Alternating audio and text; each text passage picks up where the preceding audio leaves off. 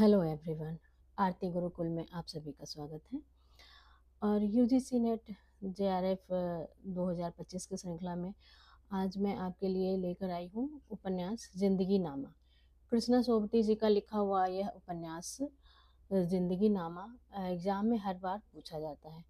और आशा करती हूँ कि आप लोगों ने अपने फॉर्म फिल कर लिए होंगे, क्योंकि 7 मई लास्ट डेट है फॉर्म फिल करने का। तो जितनी जल्दी हो सके आप अपना फॉर्म फिल कर लीजिए। और अगर फिल कर लिया है तो फिर एग्ज़ाम की तैयारी में लग जाइए, क्योंकि 21 जून से आपके एग्ज़ाम स्टार्ट हो रहे हैं। तो चलिए हम आज पढ़ते हैं ज़िंदगी नामा। और आप इस वीडियो में लास्ट तक बने रहिएगा, क्योंकि ये उपन्यास जो है, इस उपन्यास से एक ना एक प्रश्न तो ज़रूर पूछा जाता है एग्ज़ाम में। और ये एग्ज़ाम के नज़रिए से बहुत ही इम्पोर्टेंट एग्ज़ाम है। और ये क्लास भी आपकी इम्पोर्टेंट होने वाली है, तो आप ये लास्ट तक ज़रूर देखिएगा। और अगर आपने अभी तक मेरे चैनल को सब्सक्राइब नहीं किया है तो प्लीज़ सब्सक्राइब कर दीजिए, और सब्सक्राइब कर लिया है तो इस वीडियो को लाइक कीजिए और साथ ही शेयर भी कर दीजिए उन लोगों को जो नेट जेआरएफ की तैयारी फ्री में करना चाहते हैं। ठीक है, तो फिर चलते हैं हम आगे।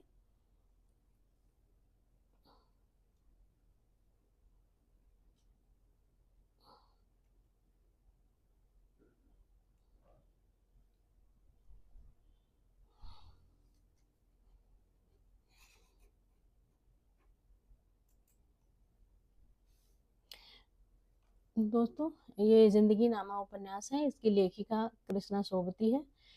प्रकाशन वर्ष है 1979। और उपन्यास का नाम जान ही रहे हैं, प्रसंग। ये भारत विभाजन से पहले पंजाब के ग्रामीण जीवन पर आधारित। ये एग्जाम में भी कई बार ये पूछे जाते हैं कि इस किस उपन्यास का जो सारांश या किस बेस पर है, कौन सा थीम है, तो ये पूछा जाता है अक्सर उपन्यासों को। तो आपको ये याद रखना जरूरी है कि ये जो है ये भारत विभाजन से पहले पंजाब के ग्रामीण जीवन पर आधारित है। विभाजन के बाद नहीं, भारत विभाजन से पहले के ग्रामीण जीवन पर आधारित है ये उपन्यास। तो चलिए आगे चलते हैं।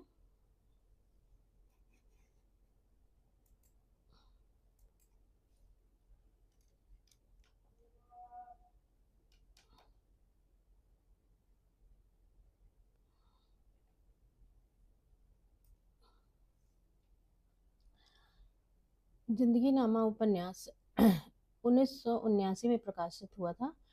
और यह उपन्यास कथ्य और शिल्प में इसका नया प्रतिमान है। इसमें कथ्य और शिल्प जो है वो हथियार डालकर जिंदगी को आंकने की कोशिश करते हैं। जिंदगी नामा के पन्नों में आपको बादशाह और फकीर, शहंशाह, दरवेश और किसान एक साथ खेतों की मुंडेरों पर खड़े मिलेंगे। सर्वसाधारण की वह भीड़ जो हर काल में, हर गांव में, हर पीढ़ी को सजाए रखती है। इस उपन्यास की शुरुआत कविताओं से होती है। इन कविताओं के माध्यम से इस उपन्यास की संवेदना की मुकम्मल तस्वीर उभरती है। जिंदगी नामा उपन्यास में पंजाब के डेरा जट्टा गांव के 20वीं सदी की शुरुआत 20 वर्षों की कथा कही गई है। ये उपन्यास का जो नाम है ये याद रखना, मतलब गांव का नाम उपन्यास में है डेरा जट्टा गांव। ये बहुत ही इम्पोर्टेंट है। ये पूछा जाता है कि किस गांव का संबंध किस उपन्यास से है, तो यहाँ आपको ये याद रखना जरूरी है। डेरा जट्टा गांव के 20वीं सदी की शुरुआती 20 वर्षों की कथा है। कितने वर्षों की है ये? 20 वर्षों की कथा है। छोटे छोटे बिंबों द्वारा उपन्यास में पंजाब के जीवन के दृश्य उकेरे गए हैं।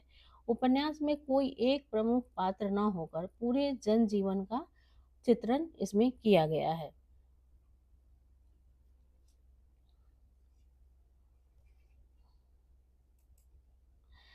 जिंदगी नामा उपन्यास के लिए कृष्णा सोबती जी को 1980 में साहित्य अकादमी अवार्ड पुरस्कार हुआ था।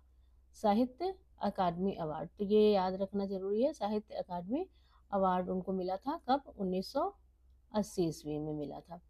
उपन्यास में प्रथम विश्व युद्ध और बंगाल के विभाजन के बाद हुए हिंदू मुस्लिम दंगों का जिक्र किया गया है। इसमें प्रथम विश्व युद्ध का भी जिक्र है और बंगाल विभाजन के बाद हुए हिंदू मुस्लिम दंगों का भी जिक्र किया गया है। उपन्यास में अजीत सिंह, लाला लाजपत राय और महात्मा गांधी का भी जिक्र होता है। जमीन को लेकर जट्टों के आक्रोश के संकेत भी मिलते हैं इसमें।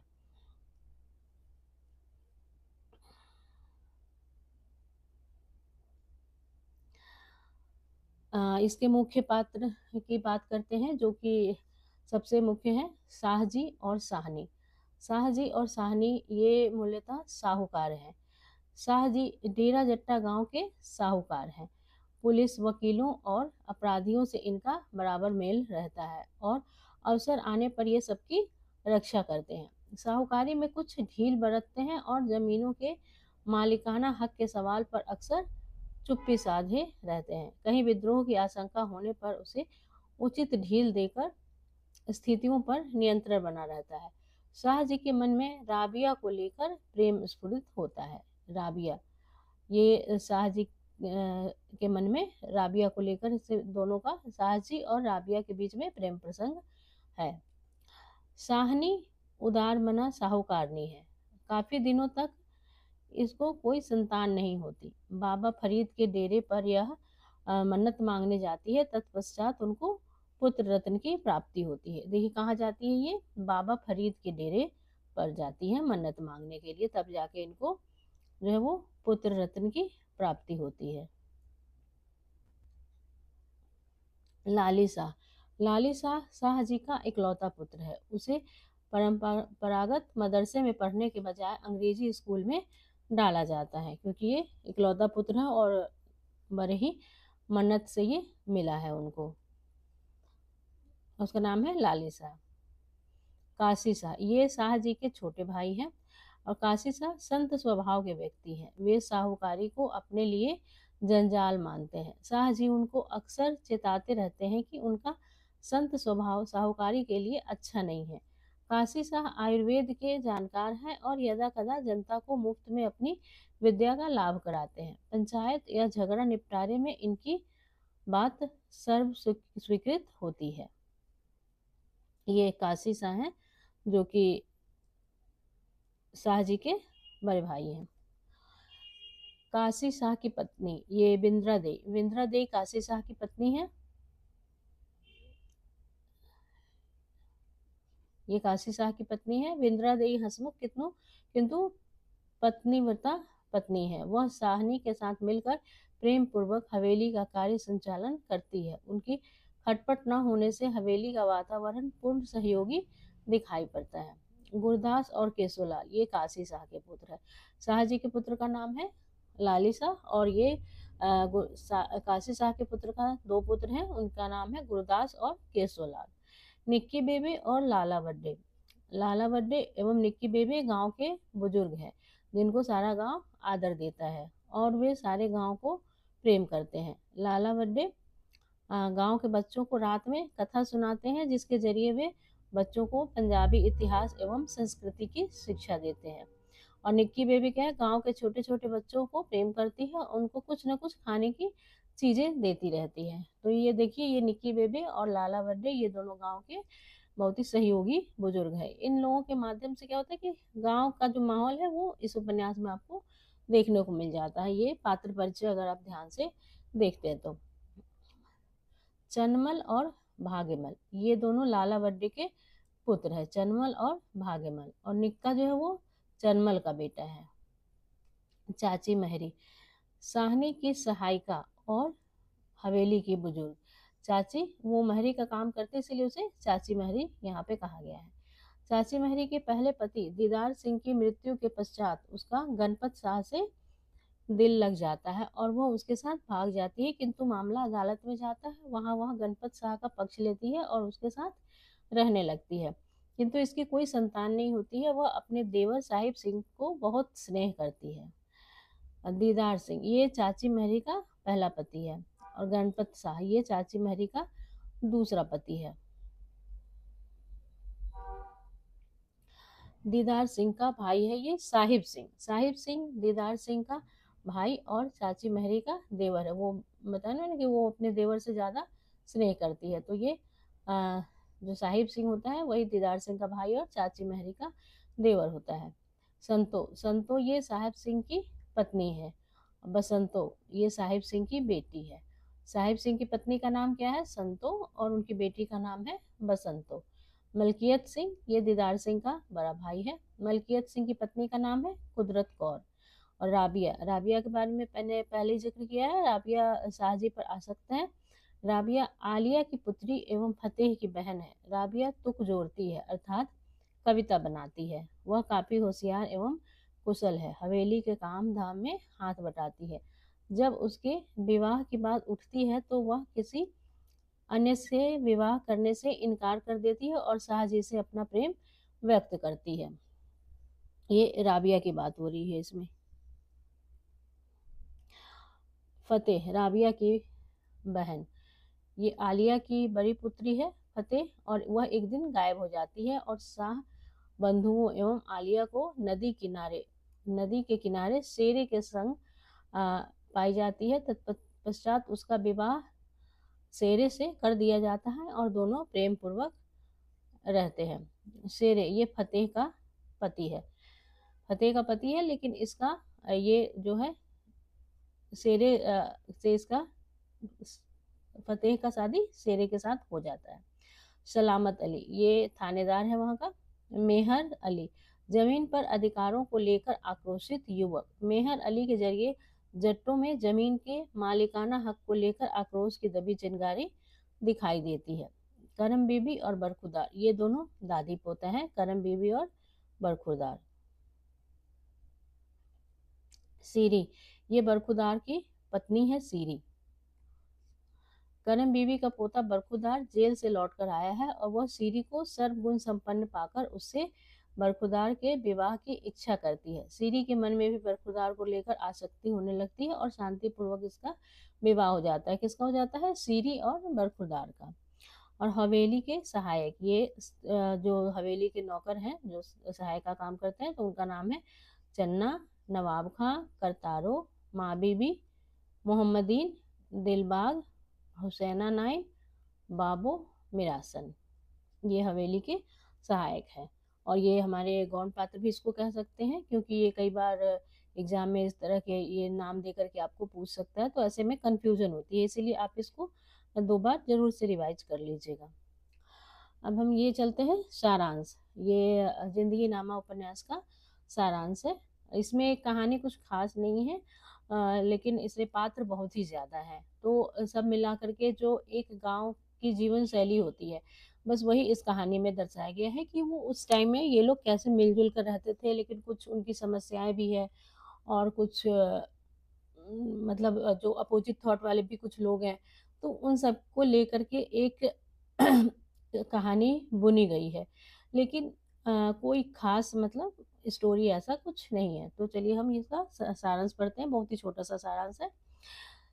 ये किसी एक समस्या को लेकर उसके इर्द गिर्द बुना गया उपन्यास नहीं है, बल्कि इस उपन्यास में एक गांव के समग्र जीवन को चित्रित करने का प्रयास किया गया है। डेरा जट्टा नामक गांव में 20वीं शताब्दी के आरंभिक 20 वर्षों के घटनाक्रम को व्यक्त किया गया है। हिंदुस्तान की उत्तरी पश्चिमी ड्योढ़ी पर बसे पंचनद के देश पंजाब की जिंदा दिली जुझारू रवैये को चित्रित किया गया है, जिसने सदियों से विदेशी आक्रमणकारियों का डटकर मुकाबला किया।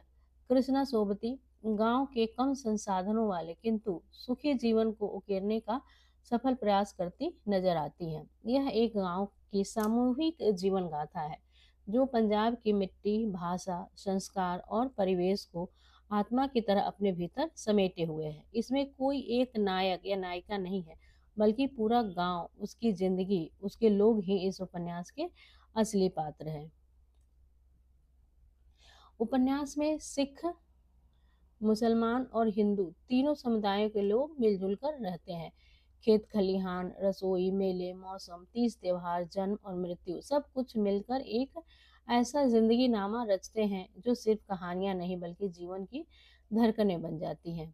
महिलाओं की दुनिया में त्रिंजन त्रिंजन का अगर अर्थ आप लोग ऐसे नहीं समझ में आएगा, ये चरखे से जुड़ा हुआ है। मतलब उस समय की महिलाएं जो थी उस गांव की, वो चरखा चलाती थी, तो ये चरखे में ही ये त्रिंजन होता था, जिसको क्या कहते हैं उसको, जो रुई से जो धागा बनाया जाता था तो उसको 3 भागों में बाँटा जाता था और उसी को त्रिंजन एक कहा जाता था। तो ये है कि वहाँ उस समय महिलाओं की दुनिया में त्रिंजन, गीत, पीड़ा और शक्ति के स्वर है। तो त्रिंजन को क्या होता था ना, प्रतीक के रूप में इसमें दर्शाया गया है। पुरुषों की दुनिया में खेती, मेहनत, जिद और परंपराएं हैं और इन सब के बीच गूंजती है पंजाबी लोक बोलियों की मिठास। उपन्यास ना तो किसी खास साजिश या संघर्ष पर आधारित है, ना ही कोई महान घटनाक्रम उसमें घटता है। यह जीवन की साधारणता में छिपी असाधारणता को दर्शाता है। तत्कालीन समाज की प्रमुख कुरीतियों एवं सामाजिक आर्थिक की झलक इस उपन्यास में दिखाई गई है। मुख्य कसक इसकी है कि जो जट खेती करते हैं, जमीनें उनकी नहीं है, उनको उपज का एक बड़ा हिस्सा साहूकारों को देना पड़ता है। साहूकार कुछ करते नहीं है, सिर्फ जमीन होने के कारण उसकी उपज का एक बड़ा हिस्सा ले लेते हैं। जमीन के मालिकाना हक को लेकर जट्टों में सुलग रही आग की झलक उपन्यास में यत्र तत्र दिखाई देती है। सूदखोरी में फंसे गरीब गुरबों की बेबसी दिखाई देती है। गरीब साहूकार खेती या विवाह या बीमारी आदि के लिए कर्ज लेते हैं और वे तो ब्याज चुकाते ही हैं, उनके बच्चे भी चुकाते हैं और उनके पोते भी चुकाते हैं, किंतु सूद नहीं निपटता। गरीबों को मानसिक रूप से रखने के लिए सूदखोरी साहूकारों का हथियार नजर आता है। इसमें साहूकारी की जो प्रथा है वो भी इसमें दर्शाया गया है कि क्या क्या उसकी बुराइयां हैं। कहीं कहीं विद्रोह की उपजने की आशंका होने पर साहूकार उदारता दिखाकर कुछ ढील दे देते हैं। गांव में छोटी छोटी बातों पर कत्ल हो जाते हैं। उपन्यास को पढ़ते हुए यह लगता है कि मानो पंजाबी जनजीवन का बहुत महत्व नहीं देते हैं। साहूकार वगैरह नियमित रूप से मुकदमेबाजी में उलझे रहते हैं। प्रथम विश्व युद्ध में गांव के मुखिया वगैरह उत्साह पूर्वक बड़ी संख्या में जवानों की को सेना में भर्ती कराते हैं। कुछ जवान तो जोश और कुछ मुरब्बे के लालच में सेना में भर्ती हो जाते हैं। गांव में विवाह को लेकर काफी लचीलापन नजर आता है एवं ऐसे विवाहों जाति को प्रमुखता नहीं दी जाती है। यहाँ पर शादी ब्याह एवं त्योहारों में लोगों की सामूहिकता एवं सहयोग भावना बड़े प्रखर रूप में दिखाई जाती है। देखिए, इस उपन्यास में सबसे पहले 2 बातें आपको याद रखनी है। सबसे पहली बात कि ये इस उपन्यास में प्रथम विश्व युद्ध की बात की गई है, जो कि अन्य किसी भी उपन्यास में नहीं की गई है। तो ये लाइन आपके लिए इम्पोर्टेंट हो सकता है, क्योंकि कहानियों में एक कहानी है जिसमें प्रथम विश्व युद्ध की बात की गई है, लेकिन उपन्यासों में सिर्फ एक जिंदगीनामा है उपन्यास है जिसमें प्रथम विश्व युद्ध की बात की गई है।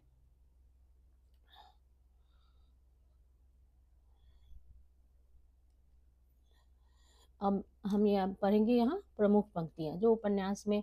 ऐसे तो इस उपन्यास के जो गीत हैं वो बहुत महत्वपूर्ण है और पिछली बार एग्जाम में पूछा भी गया था और गीतों का क्रम पूछा गया था। तो अभी ये वीडियो बहुत बड़ा हो जाता है, इसीलिए मैंने गीत यहाँ पे नहीं रखे हैं। तो उन गीतों का मैं एक क्रम बना करके उसका अलग से एक वीडियो बना दूंगी, तो वो आप देख लीजिएगा। लेकिन ये चलिए, अभी हम जो भी उस उपन्यास की जो प्रमुख पंक्तियाँ हैं उसको हम पहले अभी देखते हैं। यह एक ऐसा इतिहास है जो लोक मानस की भागीरथी के साथ बहता, पनपता और फैलता है और जन समुदाय के सांस्कृतिक पुख्तापन में जिंदा रहता है।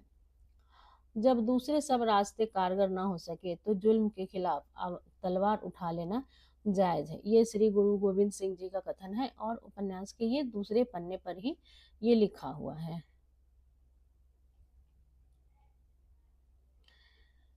ये शुरुआत मैंने कहा था ना कि उपन्यास की शुरुआत ही कविताओं से होती है, तो इस उपन्यास की शुरुआत इसी कविता से होती है। इतिहास जो नहीं है और इतिहास जो है। कई बार एग्जाम में ये भी प्रश्न आ जाते हैं कि किस उपन्यास की शुरुआत कविताओं से होती है, या फिर ये भी हो सकता है कि ये पंक्ति दे करके और आपसे पूछ ले कि इस पंक्ति से किस उपन्यास की शुरुआत होती है। तो आपको याद रखना है ये जिंदगी नामा उपन्यास है। वह नहीं जो हुकूमतों की तर्कगाहों में प्रमाणों और सबूतों के साथ ऐतिहासिक खातों में दर्ज कर सुरक्षित कर दिया जाता है। यानी यहाँ लिखा है कि इतिहास जो नहीं है और इतिहास जो है वह नहीं है जो हुकूमतों की तरख्तगाहों में प्रमाणों और सबूतों के साथ ऐतिहासिक खातों में दर्ज कर सुरक्षित कर दिया जाता, बल्कि वह जो लोकमानस की भागीरथी के साथ साथ बहता है, पनपता है, फैलता है और जन्म सामान्य के सांस्कृतिक पुख्तापन में जिंदा रहता है, उसको लेखिका जो है उसी को उपन्यास मानती है। इसको नहीं, जो सरकारी जो लिखा जाता है इतिहास, उसको वो इतिहास नहीं मान रही। और ये एक और पंक्ति है, गल बहियों सी उमड़ती मचलती, दूध भरी छातियों सी चनाब और जहलम की धरती। इसको आ गया चनाब और जहलम की धरती, जहाँ हर मेहनतकश बादशाह अपने सिर के साफे को अपना ताज समझ संभालता रहा और अपने खेतों को अपना रिजक समझ सत्कारता रहा। ऐसे भागे भरे भरे पूरे पंजाब की धरती पर जहर की कांगे घिर आई। देखते देखते लाखों कदम के हुजूम उठ धाए चढ़ाइयाँ बहुत बार हुई, बहुत बार मुसल हमलावरों से के सामने, बहुत बार राजपाट बदले, पर चौड़े सीने वालों ने, करे जिगरे वालों ने कभी हौसले नहीं गंवाए, मरने और मारने से खौफ नहीं खाए। पर आज क्या सुरमाओं के सिक्के बदल गए।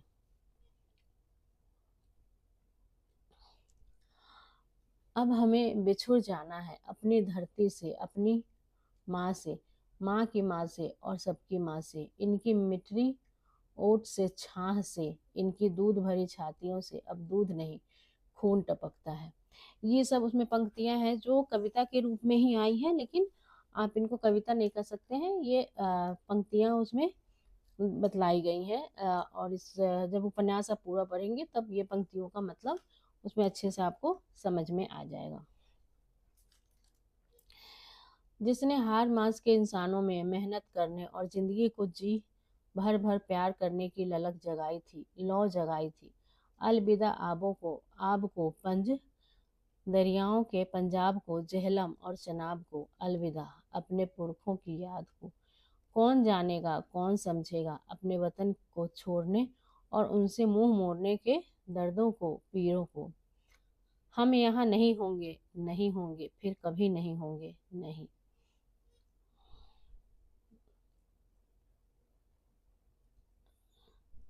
हर बंदा अपने पिता का अवतार है, याद रखो। अवतार वह जिसके दो हाथ हैं, अवतार वह जिसके दो पाँव हैं, अवतार वह जिसका मुंह माथा है, धर है, आगा है, पीछा है।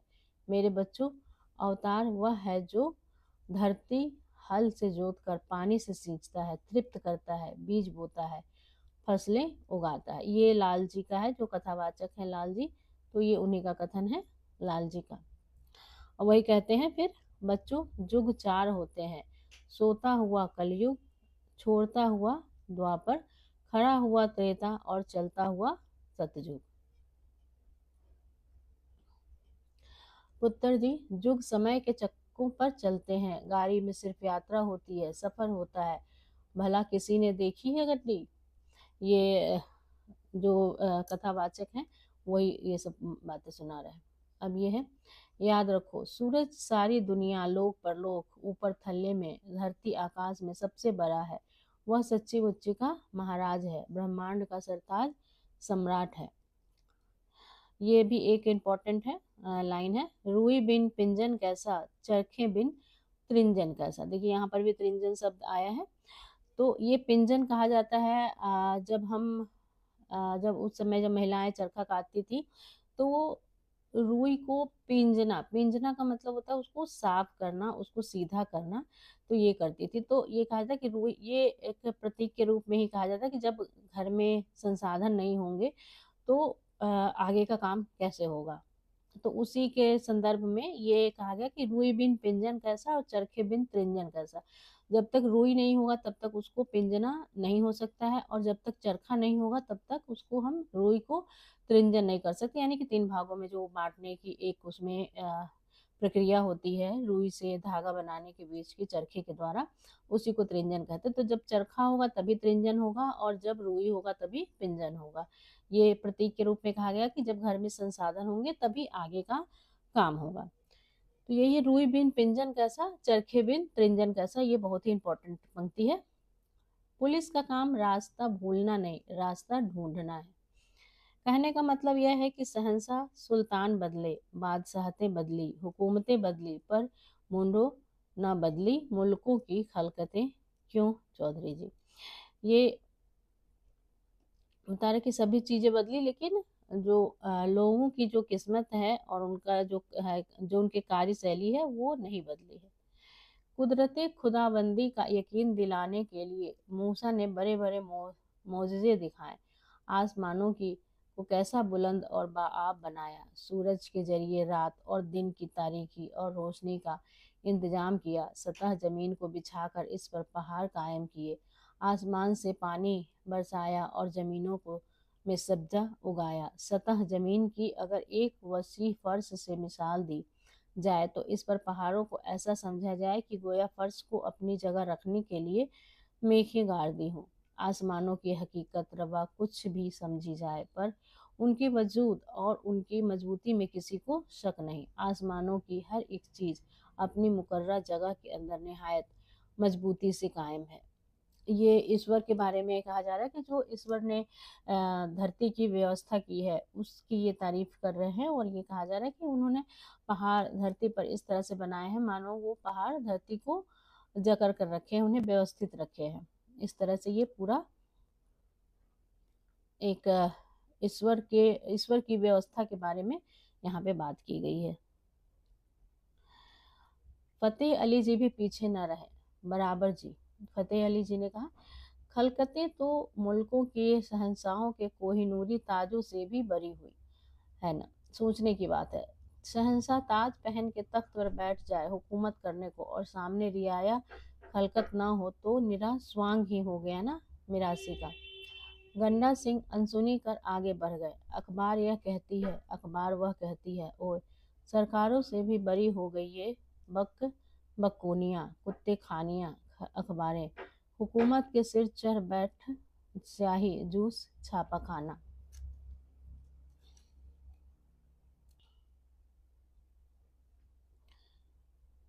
शाहजी बोले, चौधरी जी, मालिया उगाने और के लिए खालसा सरकार फसलों पर बोली लगवाती थी।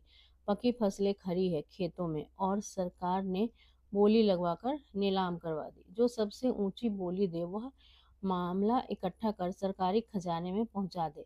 राज के लिए हिसाब किताब जीवियों फसलों का भी वही रख, बोली से उर्गाही ज्यादा हो गई सो अपनी। ये सब इस उपन्यास के मुख्य कथन हैं।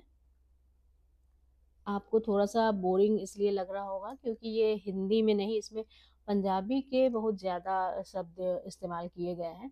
तो जो हिंदी भाषी हैं या फिर हम हिंदी पढ़ते हैं, लेकिन कुछ दूसरे राज्य के भी लोग हैं जो हिंदी से यूजीसी नेट की एग्ज़ाम दे रहे हैं, तो उन लोगों के लिए ये थोड़ा-सा कठिन लगता होगा और थोड़ा-सा बोरिंग भी लगता होगा। तो आप ये सब मत सोचिए और ध्यान देकर के बस आप लास्ट तक वीडियो पे बने रहिए।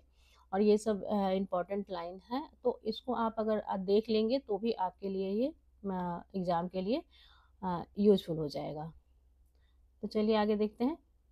काशी शाह इत्मीनान से चारपाई पर बैठ गए और लाली ने दोनों हाथ सीधे रख राबिया की ओर देखा और शुरू कर दिया। रियाया जड़ है और बादशाह दरख्त। दरख्त यानी कि जो ऊपर का जो होता है जिसे शाखा बोलते हैं उसको हम ये बोलते हैं।